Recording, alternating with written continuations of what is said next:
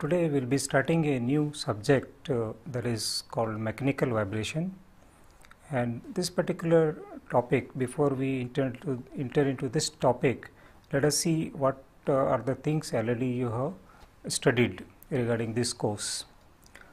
You must have studied the engineering mechanics course, in which you dealt with rigid body members, especially the force associated with them, and then you must have studied the kinematics of machinery course, in which we dealt with displacement, velocity and acceleration of machines and mechanisms, and the basic because the forces are also associated with when we are considering the motion of a machine, but the dynamic aspect of that means force analysis and the kinematic analysis of the mechanism we separate based on the rigid body of the various members of the machines. So, if body of the machines are rigid, there will not be any we can able to decouple the kinematic analysis and the force analysis separately, and based on this you already done two courses on kinematics of machinery and dynamics of machinery. The problem comes when there is a deformation of the various members of the machine. When the deformation is there or the members are flexible, then we cannot decouple the kinematic analysis and the dynamic analysis of machine or mechanisms. In that case, when we are analyzing the motion of that flexible member machines, force also we have to consider simultaneously for the analysis. And this particular and especially when the member is having flexibility and it has some mass, then they generally start oscillating. Oscillations or oscillatory motions take place when they subjected to the force, especially the dynamic forces.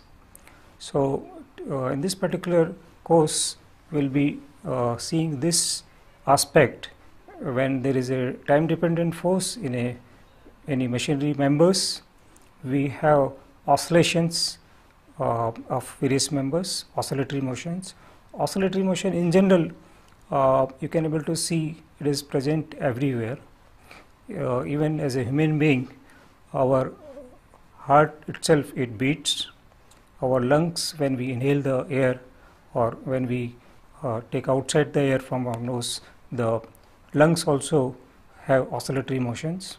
When we walk, then also our arms and legs, they oscillate, and even any other part means member, like any other machines or even the earth also oscillate during the earthquake. So, even the planetary motion, you can see they have oscillatory motion, periodic motion. So, every matter or every machines, they have oscillations during their operation. So, this particular oscillations, when it take place, as I have already told, that when we have the elasticity in the members of the machine or structure and they have mass, then they are capable of oscillating it. So, when we design any structure or machine, then we have to consider the vibration aspect or the oscillatory motion aspect of these systems, so that especially in the design stage, so that when we fabricate these structures and machines, there should not be any operational difficulty.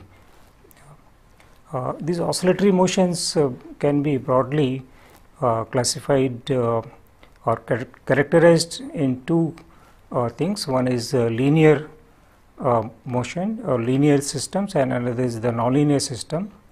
In nonlinear system, when the dynamic system is linear, then whatever the method available for analysis of such dynamic systems are well developed, and even that theorem of principle of superposition holds, and because of that most of the cases we can get the solution. And on the other hand, when we talk about the nonlinear system, and those systems requires abstract mathematics for solution of the dynamic system, and most of the cases we may not get the closed form solution, and we have to be happy with only approximate solutions. And because especially because the theorem of superposition does not hold for the nonlinear system, and because of that the difficulty comes in solution of the nonlinear dynamic systems. Actually, there is no as such clear distinction between the linear system and the nonlinear system. All the systems are basically nonlinear. Only the assumption is that when the oscillations are small, the amplitude of the oscillation is small, then we can consider them as linear. So, there is a linearization is some kind of approximation in this for the solution of the dynamic system. And there are, if we go more detail on the oscillatory motion, there are two classes of vibration we consider. One is the free vibration and another is the forced vibration. In free vibration, as the name implies, we disturb the system and we allow it to oscillate its own. We are not applying any external force to the system, and because of its inherent forces, that is the elastic force and the damping force and the inertia force, it oscillates its own. So, that is called free vibration. And another one is the forced vibration, in which we apply some external force, like there is an unbalanced force in a disc. So, it is continuously it will be applying the force to the rotor, and because of that it will be having some kind of oscillation, or which sometimes we call whirling of shaft. So, these also there are not necessary we will be having simple forces like a sinusoidal force. Sometimes we can have complicated force in which or I should say the random force can also exert, like during the earthquake we have random vibration of the earth, or like in the bridges, because of the air, the wind, it may have oscillations that also will be random in nature. When we are talking about free vibration, then there is a system property that is called natural frequency, which depends upon mainly on the stiffness and the mass of the system, and this is the characteristic of the system. And for any dynamic system, our main aim would be to obtain the natural frequency of the system. Especially this is important when we are considering the forced vibration, because in forced vibration, when we have some force which is having some frequency, if that frequency is coinciding with the natural frequency of the system, then we call that as a resonance condition, and that is very dangerous, and that may lead to the failure of the any structure, even the bridges, and even any other structure can fail if it is getting into the resonance condition. And especially the natural frequency, it depends upon the system property, and it can be have different the natural frequency can be any number, like if there is a single mass which is attached to a spring, then it will be having single natural frequency. But if it is having more number of masses, then it may have many natural frequency, and when it is oscillating in free vibration, then it may contain one or all of the natural frequency. That response may contain all natural frequencies in general. Whereas when we are talking about the forced vibration, so when the force is having some frequency the response will always be having the same frequency, especially when we are talking about the linear system. So, always the response, the force response will be of the same frequency as the external force frequency which we are applying to the system. So, as I told, the main focus of the vibration study is to obtain the natural frequency, so that we are aware that when can we have the resonance condition. There is another parameter in the dynamic system, that is called damping. Damping, they do not they don't have much effect on the change in the natural frequency, but they play a vital role, especially when the resonance condition is there. So, when because of damping, the amplitude of vibration which goes theoretically to infinite when there is no damping is there, but with damping generally the vibration of the dynamic system becomes finite. So, that is very crucial at the resonance condition. And since the natural frequency does not depend much on the damping, so in most of the analysis we will find that when we obtain the natural frequency, we neglect the damping because it complicates the calculation of the natural frequency, especially those natural frequency we call as damped natural frequency. So, now we already seen what is the free vibration, what is the forced vibration. Now, gradually we will be introducing some other terminology, like one is the degree of freedom. Degree of freedom is nothing but number of independent variables required to define the motion of a particular dynamic system. Like let us consider a simple pendulum. So, this is a simplest mechanical system which has the oscillatory motion. So, this is a pendulum.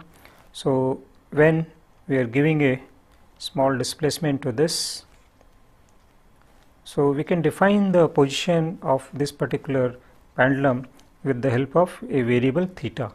So, is having a single degree of freedom when this particular ball is moving in a one plane.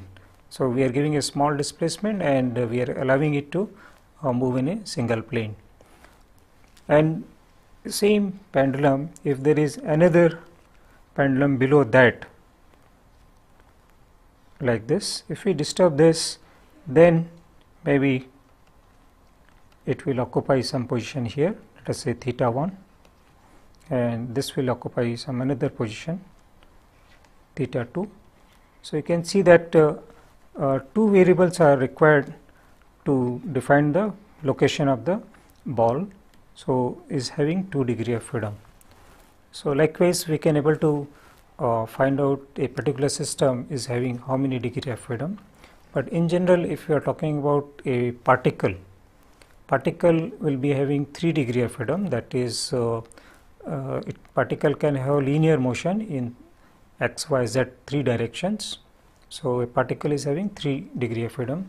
If we are considering a rigid body, then apart from the linear motion, we can have the rotation, 3 rotation of the rigid body. Let us see this through a figure.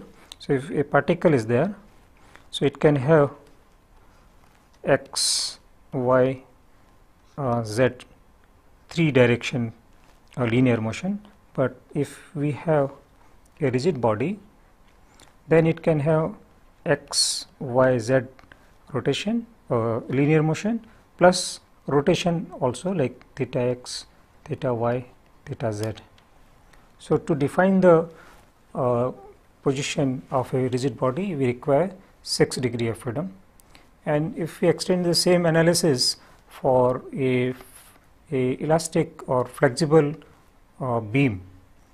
So, in flexible beam we can consider that it is consisting of a infinite number of particles. So, each particle is having 3 degree of freedom and if infinite particles are there. So, effectively a flexible member will be having infinite degree of freedom.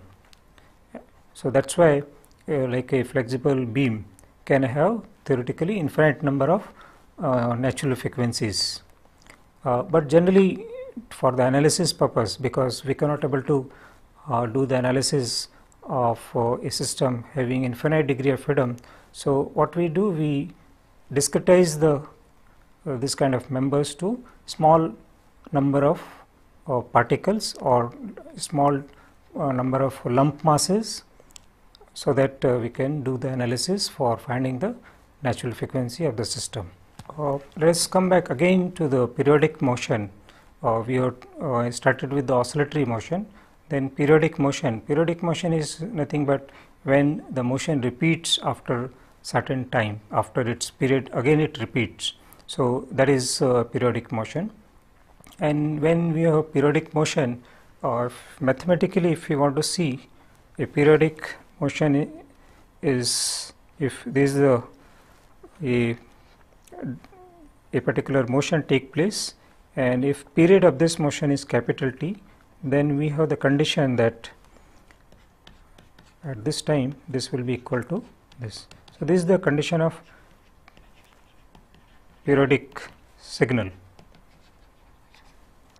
And when we this periodic signal generally if we take some example, if we are talking about a violin, then if we are disturbing the chord of the violin, then we will be having frequency component, which is we call fundamental frequency, and their harmonics. That means integer multiple of that fundamental frequency will also be present when we will disturb the violin. And similarly, when we are talking about many mass or dynamic system, that is multi mass or multi degree of freedom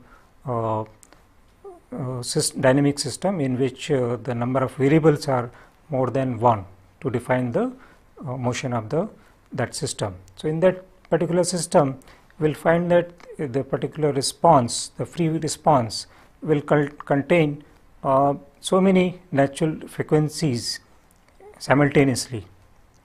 And this kind of graph can be shown like this. Like this is a periodic signal I am drawing. This is the xt. So, maybe it is having this particular behavior, but after this time we will see that similar pattern will be repeating, exactly same pattern will be repeating. So, this is the time period of a particular signal, but after that it repeats. So, this is a periodic signal, and we know that the French mathematician Fourier, he explained that this periodic signal can be split in sines and cosines terms and their harmonics, and that is we call it as Fourier series. So, this periodic signal can be expressed in terms of the sine and cosine terms. Let us see what are those terms. So, if this is the periodic signal xt, we can able to express that signal in terms of some constant term and cos omega 1 t plus a2 cos omega 2 t. So, like that we can have infinite number of terms, where a naught, a1, a2, these are constants, plus b1 sin omega 1 t plus b2 sin omega 2 t, plus we can have infinite number of such terms, and here omega 1 is nothing but 2 pi by t. T is the time period of this periodic signal. So, this is the fundamental frequency of this signal, and in general omega n will be n into omega 1. N is some integer number. So, like 1, 2, 3 up to infinity. So, this is nothing but Fourier series,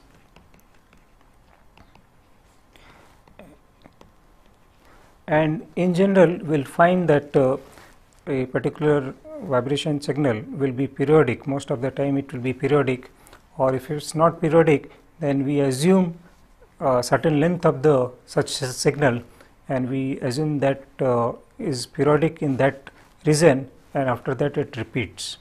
And based on that, in subsequent lectures we will be covering in more detail regarding the signal processing of these signals, especially how we can able to transform them into the frequency domain using Fourier transform or discrete Fourier transform, or a more efficient fast Fourier transform, that is called FFT. So, before going to more detailed mathematical treatment of the vibration and what is whether vibration is good for us or bad for us, because it is equally good and equally bad.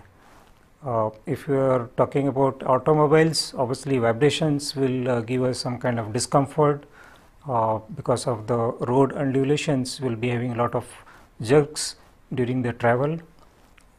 But on the other hand, these vibrations, they give some indications regarding the condition of the machine. Like if some sound is coming, sound is also nothing but after effect of the vibrations only. So, if sound is coming from a particular machine, we can able to say that there is some problem in the machine. So, in that way vibrations are not good and not bad, both ways they are okay. Another example I would like to give regarding the vibration, that is the pulse of the human beings, the heartbeat, that gives us the indication about the health of the human being, whether he is healthy or not healthy. We can able to get the condition of the human being by using this vibration pulses. So, in that way, on the same analogy we apply for the machines also, because machines is having so many components, like human beings, heart is there, lungs are there, so many. So, similarly with the machines also, we have gear, rolling element bearings, then we have coupling, shaft, seals, so many components are there, and each component are having a unique pulse rate, I should say, or a unique frequency.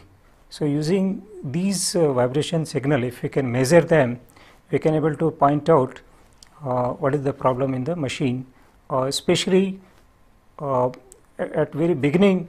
If some problem is coming, we can able to know what is the problem in the machine. Like in the human beings, if there is a problem of the heart, if we can detect that there is some problem in the heart at very beginning, we can do some corrective actions so that the human lives can be saved. Similarly, on the machines also, if we can detect the problem at early stage, we can able to rectify those problems. So, let us see some of the applications of this subject in practical usage.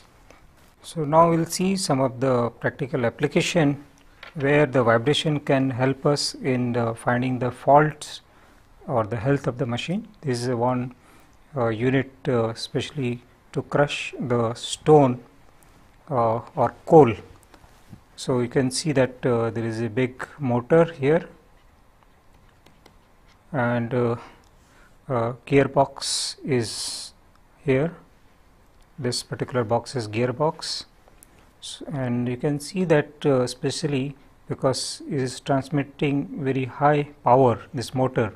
So, a lot of vibration will take place, and so to reduce the vibration, you can see there are some devices which has been provided. This is something like shock absorbers which are there in the automobiles. You can see the springs, and there is some damper inside also, which dissipate the energy of the vibration energy of this particular system. And so, this is one example of a vibratory machinery. You can see here the close view of the oscillatory system. Generally, we provide these oscillatory system so that vibration should not go from machine to other foundations, because they may disturb the nearby machines.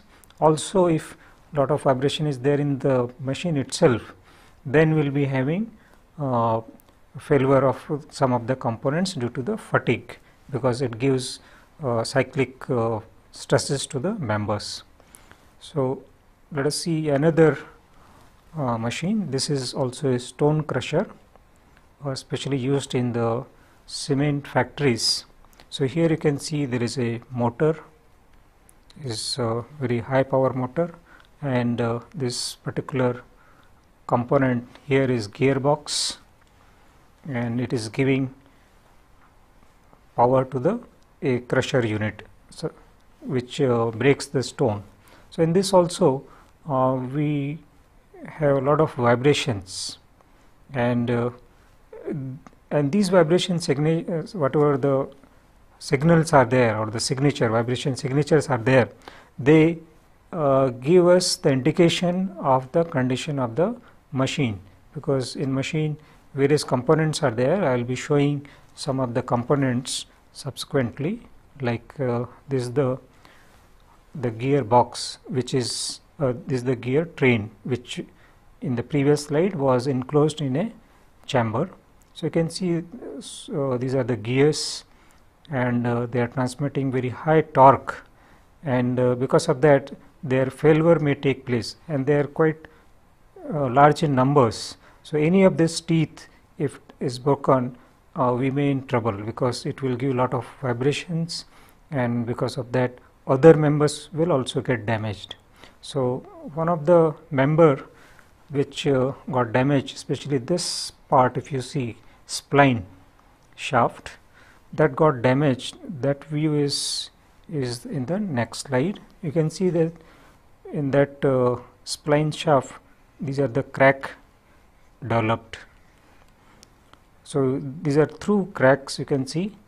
So these kind of failures we can able to detect by measuring the vibration outside the casing of the gearbox. Like these kind of failures, if we put accelerometer maybe here or here to measure the vibrations, we can know when this particular fault is appearing in the machine. Just by observing the vibration from outside, we can know the condition of the machine from inside. So this is one of the application where we can have the advantage of the vibration signature for health monitoring of the machinery. This is another power plant machinery. You can see that is a big machine, and these are the various stages of the turbines. These are various stages of the turbines, and you can see so many components are involved, and if any of the component is getting failed, the whole train of these turbine shafts will get stopped, or they may get damaged. So condition monitoring of these kind of machinery through vibration is very important, because they carry large power. So the dynamics, whatever is taking place inside the machinery, reflects the condition of the machine, and that is nothing but the after effect of that is vibration, and that gives us the how good or how bad, or which component is behaving nicely or which is not functioning properly. So another slide is this one. You can see these are the very heavy machinery, and they are very complicated, and when they are in operation, the noise is so much, we cannot able to find out is whether there is some problem inside or not, unless otherwise we have some very sophisticated instrument to measure the vibration, and then to analyze those vibrations, because vibration signatures are also quite complicated. If we take the measurements of such big systems, they are very complicated, but in this course, whatever the study will be doing, with that as a background, a person can able to find out or he can able to see the signature or the vibration signature or signal, and he can able to pinpoint what kind of problems are there in that particular machinery. It is similar to the ECG of a human being, through which a doctor finds whether the heart is having some problem or not. So, is identical to that. One problem with the this kind of I'll just come back again. One problem with this kind of vibration signature analysis is most of these machinery will be placed in a remote place. So, if some expert need to get the access to this data, obviously he has to visit that remote place like this, because most of the machineries they will be in such a remote place where the accessibility is a problem. Maybe the scenes or the beauty will be the scenic beauty will be good, but an expert, vibration expert, he cannot visit several times, or whenever there is a failure in the machine, always he cannot go, or he cannot be there continuously there, because that is a remote place and maybe the failure is taking place in 3 months or after 1 year. So, there has to be some system by which these experts can have access to this data continuously throughout. So, we will see what are the possibility and how through this computer age can help us in analyzing this data when an expert is sitting in a single city and is getting this data from various places from the remote place. So, let us so this is one particular unit in which some of the experts have visited the site. They are measuring the vibrations at various places. You can see the environment is not good because the noise level is very high. These experts may get fatigued, so they may not think properly how to analyze those data. So, maybe they will just store the data, come back to their places, and then they will analyze. So, this is the conventional way of analyzing the data. So, in which this is a pictorial view of the overall how we can able to find out the condition of machine. This you can see the accelerometer, which measures the acceleration of a machine surface, and this is an instrument which gives the readout maybe after amplification how much is the acceleration or displacement is there. And manually, if we want to find out the condition of the machine manually, maybe we can every day we can record this with time and details, and these charts can be prepared which will help us in the diagnostic of the machine fault. These are the conventional way of doing it, in which we are just using the raw data, just we are bothered about the RMS or the peak to peak value of the vibration, and we are recording that. Then there is some more sophistication can be done if we use some kind of filters. This is octave filter, which is slightly broadband filter, and it gives the vibration. In this we can have certain range of frequencies where we are taking the measurements. Other frequencies we are eliminating them, because as I already told, various machine elements they give different frequencies, like rolling element bearings they give if there is a fault in the rolling element bearing, they give frequencies much higher as compared to gears. So, if we are measuring the vibration at different frequencies, and at those frequencies if some of the level of vibration is high, so we will be having some idea which member is getting failed. So, this is another slightly improved filter, that is 1/3 octave, in which we can have narrow band pass filter. So, you can see that here various amplitude of various frequencies are plotted. This is frequency and this is the amplitude. So, some kind of variation at various frequencies, how the amplitude of vibration is changing.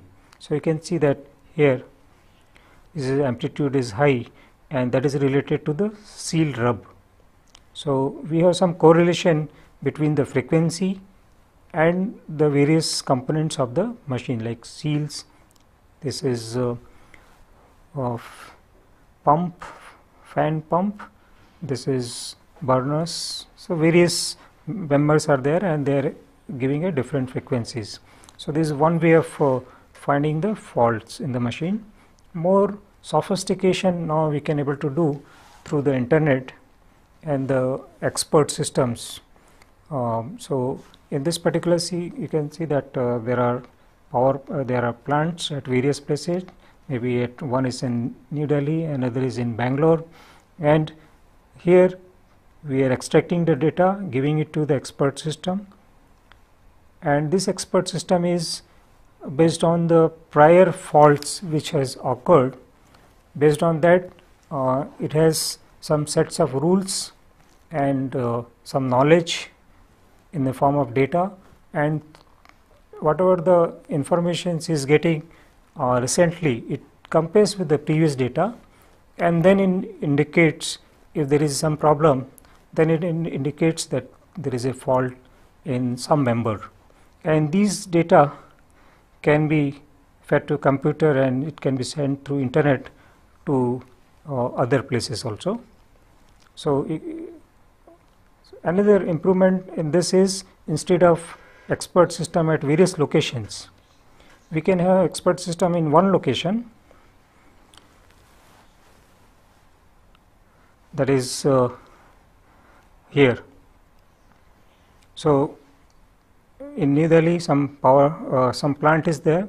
They are capturing the data and they are sending it through internet to a central place. There one place expert is sitting and is analyzing the data and is then sending the information back that there is a fault in the machine or not, the condition of the machine he can mention. So there is no need to visit of an expert to the site. It takes time to reach there. Also the problem is to carry all the instruments, and so these problems can be sorted out using if we use internet based expert systems. This was a typical plot from an expert system. You can see that based on the recent data captured from the machinery, the expert system is predicting the probability of various kind of faults in the machinery, and you can see that the maximum probability it has assigned to the permanent bow or loss of rotor part in a particular machine, and others are having less probability. So you can able to see that we can look for this particular fault in the machine and will try to rectify it so that it should not damage the other component of the machine. So we already seen what is the vibration and how it can help us in diagnosing the fault in the machinery. So now let us see in just a brief outline of what are the different kind of measuring instruments and the analyzing instruments which we have, so that when we will be going into more detailed mathematical background of the vibration, we will keep these in mind that finally we have to use these instruments properly and analyze the signal which we are getting properly, so that we can have a better understanding of the vibration signal and the fault associated with the machinery. So these are the various sensors which we use for measuring the vibration. First one is the displacement sensor. This is the displacement sensor. This is a non-contacting type sensor. We keep a gap between the rotor and this sensor certain amount, and when the shaft is having vibration, this gap changes, and that is proportional to the voltage which it generates, and that we can able to convert in the form of the displacement. There are other kind of sensors. These are the accelerometers. which are mainly piezoelectric based, and these are various kinds of accelerometer depending upon applications. How to choose them in due course we will learn, because none of them is universal accelerometer. Depending upon the application we have to choose them. There is another instrument, that is a sound level meter, by which we can able to measure the sound level. There is another some kind of pocket vibration meter, I should say. This gives all displacement, velocity, acceleration components, maybe RMS or peak to peak value of that. And this is the microphones, which these are also, you can see that variety of microphones are there, and you can see that this tiny one, they are having very high frequency component, even the sonic boom, those frequencies they can able to capture very accurately. So these are the various vibration and sound measuring sensors. This is the oscilloscope, which gives the signal, that is the vibration signal, with respect to time. So horizontal axis will be time and vertical will be the magnitude of the signal, that can be either displacement, velocity or acceleration or voltage. And this is the spectrum analyzer, which converts this particular time domain data into the frequency domain. So various frequency components, as we have seen that a periodic signal through Fourier series we can able to convert into sine and cosine terms. So it is similar to that, it is doing it, this spectrum analysis. It does digitally, and you can see various frequency components of a particular random signal. These again you can see the oscilloscope, in which we are having two signals simultaneously in a particular oscilloscope. There are two oscilloscopes, especially during the dynamic balancing of rotors. We measure the vertical and horizontal displacements, and we need to obtain their amplitude and phase with respect to some reference mark onto the shaft. So the upper one is the reference signal and the lower one is the actual signal. So the upper one is used to obtain the phase of the vibration signal. This is another device that is called impact hammer. Any dynamic system, if you want to excite and want to see what are the various natural frequency of system is there, we use this hammer. As name implies, is not literally hammer, but we have to just tap the dynamic system or the structure or the machine, just tap, and then it has, if you see here, there is a force transducer. So how much force we are imparting to the structure can give us in time domain. Here you can see various kind of the tip of the hammer is there. So it varies from rubber, aluminum to steel, depending upon what kind of frequency we want to impart to the structure. These are the force transducers, which gives us the force. You can see the cord here. So from this we can take it to the instruments, and we can display those forces with respect to time. This is another kind of exciter. These are mechanical, these are the electromagnetic exciter. We can place any object here, and we can able to give the excitation to this particular object. We can vary the amplitude, frequency, phase, and we can able to find out the dynamic characteristics of in any particular object. So they also have different sizes depending upon their capacity. Once we have captured the signal from the various instrument, then it goes to the analyzers. This is the analyzer, which, because whatever the signal we get from the sensors, they are analog in form. So if we want to further process those data, we need to digitize them. So for digitization of that, this is the A to D converter, and apart from that, it conditions the signal, because some noise is there, So those unnecessary noise it eliminates, and then it digitizes in the computer hardware, and there are software also available through which we can able to display this data directly onto the computer. So we can able to see the signal directly, and we can able to find out various frequency component of the signal. So it indicates what kind of faults are there in the machine. Then this is another laboratory setup. You can see a typical laboratory in which this particular is a rotor kit which is having all the inbuilt sensors to measure the vibration of a rotor or bearing, and even the control of the motor.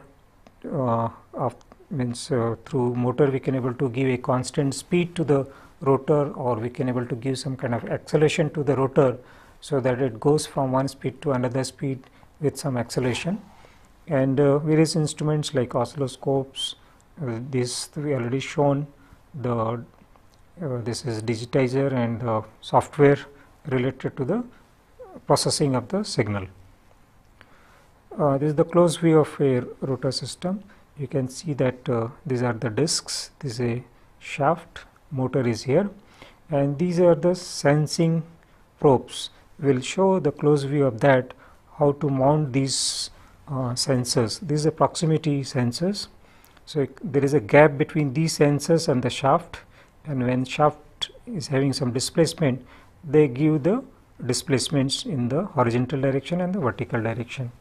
There is a fluid film bearing. You can see various taps are there through which we can able to measure the pressure variation along the circumference of the bearing. These are the displacement probes which is measuring the displacement of the bearing. This is the close view of the disc. You can see that there are holes on that. We can able to put some kind of known unbalanced force in that to simulate the some kind of force vibration in the machinery. This is a close view of the proximity stand, vertical and horizontal is measuring the vibration of a beam. These are the amplifiers, because these signals which are generated in the voltage form, it has to be amplified, and then we can able to display them. This is another view of another rotor in which some more sensors we would like to say. This particular, you can see these are the force transducers which are there between the bearing block and the foundation. So basically it is measuring how much force is getting transmitted from the rotor to the foundation. So they can be measured. Apart from that, other sensors are there, accelerometers. Okay. This is a close view of the force transducer, which is measuring the how much force is being transmitted to the foundation through bearing. This another setup. You can see there is a solid foundation. Generally we need that when we conduct the experiment, so that whatever the vibration we are having here, it should not go to the other instrument which is nearby. And here you can see there is a motor which is rotating a shaft which is mounted on two bearings, and this bearing is having measurement accelerometer. Other view of that we can see here, or here is more closely we can see. So this is the vibration of the bearing we can able to measure using these accelerometer, and we can analyze those for finding the condition of the bearing. This is another view of the same bearing block. This is another setup. You can see that this particular support is having springs. So these are all laboratory setups so that we can simulate the real life turbines, because any method for finding the fault in the machinery can be checked in these small setups, and then it can be applied to the real machineries.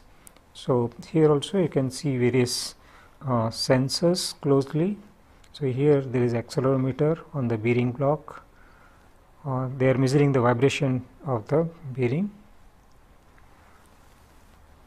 Yeah, this you can see this bearing block itself is mounted on springs so that it can have more vibration, which we can able to observe clearly. Close view of the bearing block. These are the springs. This is the accelerometer. Two sides here also. So they are measuring the acceleration in the horizontal direction and vertical direction of the bearing block. This is the close view of the this coupling. This is spiral cut is there in this particular aluminum block. So it gives torsional flexibility. So when the motor is rotating the rotor, if there is some disturbance in the motor due to this torsional flexibility, it will not transmit to the rotor. So these cuts are spiral in nature. And here you can see there is another proximity probe, which is giving we can have one undercut on this, so that whenever this comes here, we will get a pulse, and that can be used to obtain the what is the speed of this particular rotor, or even it can be used for phase reference of other signal. So now we have already seen various kind of measuring instruments and analyzing instruments. Let us see what is the typical vibration signal which we get from these machineries, and that will give us some idea how they look like and what we should seek during the measurement, so that we are aware that these are the kind of information we should look when we are trying to measure a vibrations in a particular machinery. So first one is generally in the oscilloscope. You will find that the upper one, especially this one, is a time domain signal. You can see that it's very erratic. Is nothing you can able to make out from this. And the lower one, this one is the FFT of the above time signal. So this is the frequency domain signal. You can see that this is having some peaks, that is the vibration amplitude in these frequencies. Some of the frequencies are very high. So these are of our concern. Why they are happening? Why these peaks are coming in the signal? They are of our concern, because a particular frequency, if it is coming high, like if we are measuring the human heartbeat, and we know what should be the heartbeat of frequency of the heartbeat, and if we get the amplitude very high corresponding to that, we will be worrying what is happening to the heart. Similarly, in the machinery, we will be having several machine components. Every machine components will be having unique frequency, and if a particular frequency is having very high amplitude, then we will be worried what is happening to that particular component. So you can see that this particular signal, which is frequency domain, contains lot of information, and it is the expertise of us to find out what is representing what. So to understand these signals, we should have the sufficient knowledge of the vibration theories, also what kind of that is, and how to obtain them. Means once you have knowledge and how to calculate them, this particular component will give what frequency, how to estimate them, that is the expertise of this course, through which we can able to after the end of the course, maybe you will be having sufficient expertise to have understanding of these kind of signals. You can see that especially the time domain signal, they are not periodic, they are very random. So we need to find out what are the information they carry, so that we can able to focus our attention toward the condition of the machine. So another signal is you can see in this particular, these peaks are more predominant, they are more high in amplitude, and these are the actual signal which have been taken from a stone crusher unit. Just 1 week before the failure of that, I showed in the previous slides, the crack was developed in a particular crusher unit, and these are the indicators which we measured 1 week before the failure, and it's very difficult to find out a priori what is the reason, but once it got failed, then we could able to understand what was the problem. So that is the difficulty, that information is there in the signal, but it takes time to analyze that. So because of that, that failure took place. This is another signal, especially which is used in the balancing of machine. You can see that this particular signal is the vibration signal of a shaft. This is the reference signal which I showed earlier, that is used to measure the phase of this particular signal. What we did the balancing of this machine, and then again we measured the vibration of the shaft. You can see that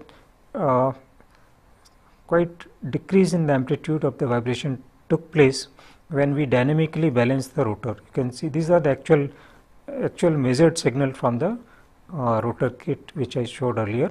So there are drastic decrease in the amplitude. That means the force which was coming from the imbalance got reduced drastically.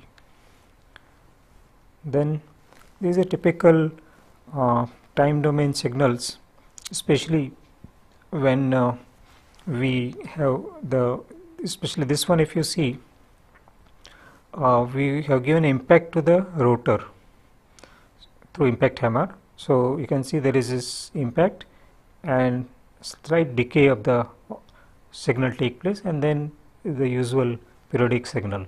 But in this region, because of impact, there is a transient components. So this we were using for finding the damping in the system using the impact hammer. You can see this also. These are at various bearings and various places, but rest of the things are remains finite, but here it shoots up. So this is another typical signal. This is another signal from a rotor when we change the speed of the rotor from low speed to the upper speed, and we are doing some kind of run up of the rotor, and we are trying to find out the amplitude of that, how it increases. So you can see some peaks are appearing there at the natural frequency of the system, or the resonance conditions are there here. Okay. Here also you can see some resonance conditions. You can see there one-to-one matching is there. These are the critical speed of the rotor.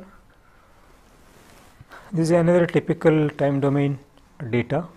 You can see that it is quite random, especially in time domain. It is difficult to find out what kind of information it has unless we go into the frequency domain.